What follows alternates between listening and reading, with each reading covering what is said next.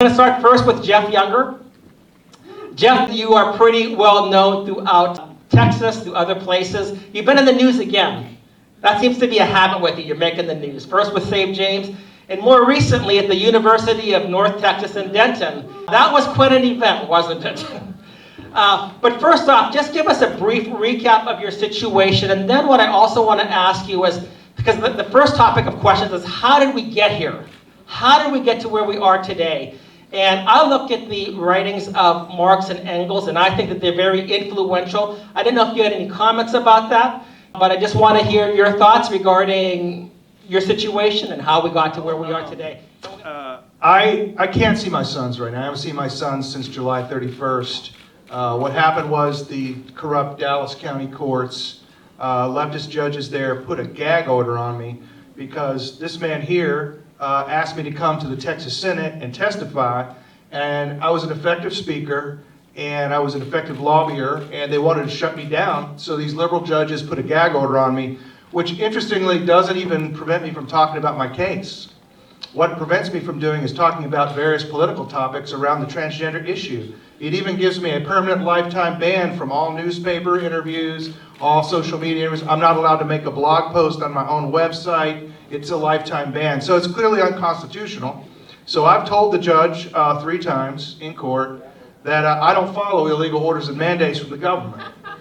And I said I have maximum contempt for her as a judge for violating the rights of a Texan. I have maximum contempt for the text of the order, and I will never follow it, and that she's obligated to give me the maximum sentence for criminal contempt and put me in that Lew Sterrett jail downtown. I will immediately go to the law library, file a writ of habeas corpus. I'll show up at the 5th Appeals Court down there in handcuffs, and she'll come in her judge's robe, and we'll see who's right about this. And she has declined to do that because she would lose. It's clearly unconstitutional. So based on this fact, she reasoned like this. The illegal gag order was entered in the interest of Mr. Younger's children. Mr. Younger is not following the illegal gag order, therefore he's not acting in the interest of his children, and therefore he can't see his kids. They gave me supervised visitation, less visitation than convicted pedophiles, and I'm about to drop another $250,000 to get my kids back. So that's where I'm at on it. With regards to your question on how we got here, I think that we misunderstand the left in a fundamental way. The left does not see itself as advocating policy positions, okay? The left sees itself as the embodiment, I would say the quintessence of liberal democracy. They embody liberal democracy. It's not that they advocate for liberal democratic policies, rather they are liberal democracy. And because of that, they see themselves as the vanguard of a movement that will take us to a kind of utopian future where their vision of liberty will prevail. And that vision of liberty is different than the conservative vision. We don't often acknowledge that what's going on in this country is dueling anthropologies, dueling ideas about what it means to be a human being. And part of that is there's 2 conceptions of liberty in this country. One is the conservative conception of ordered liberty, where social norms have a peer relation with law. And it's recognized in the jury. And that our traditional ways of life carry with it obligations and duties, not just rights. You know, conservatives mostly, we talk about our duties to our country, our duties to our family, our duties to our God in heaven. Right? If you go and listen to liberals talk, they don't talk like that. All they talk about is what their rights are. They think they have rights completely divorced from all duties. So the conception that we have of liberty is not the conception that they have. So how have they approached politics with this conflict that's going on? One, they recognize it as an ideological conflict, not a conflict of policy.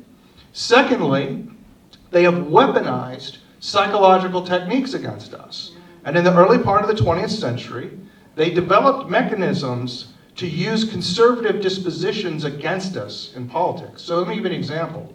We have a strong desire as conservatives for social order. We highly value social order, and the reason is we have seen what happens when social order breaks down. Go to Iraq. See what happens when social order breaks down. And it's very fragile, much more fragile than most people think. So what they do is they'll play on that desire for social order and use a consensus process by which they can make incremental gains against us. And Margaret Thatcher wrote an entire book on this, about how they use these consensus processes. But that's only one example. The reason that they focus on family issues and social issues so much is that the bulwark of freedom throughout the entire world is the American middle class. The upper reaches, upper classes of America, they want censorship. They don't want you to be able to talk on social media freely.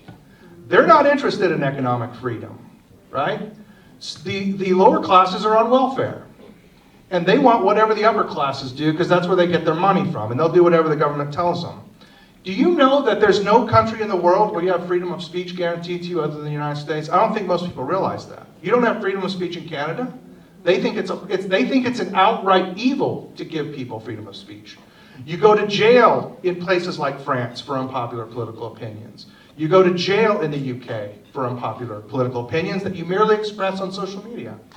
The only place where people, in the great majority, support the concept of liberty as embodied in our founding documents, our conservative sense of liberty, order liberty, the only place in the world that's defended is in the American middle class.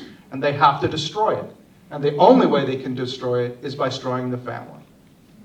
Thank you. That's right. Thank you.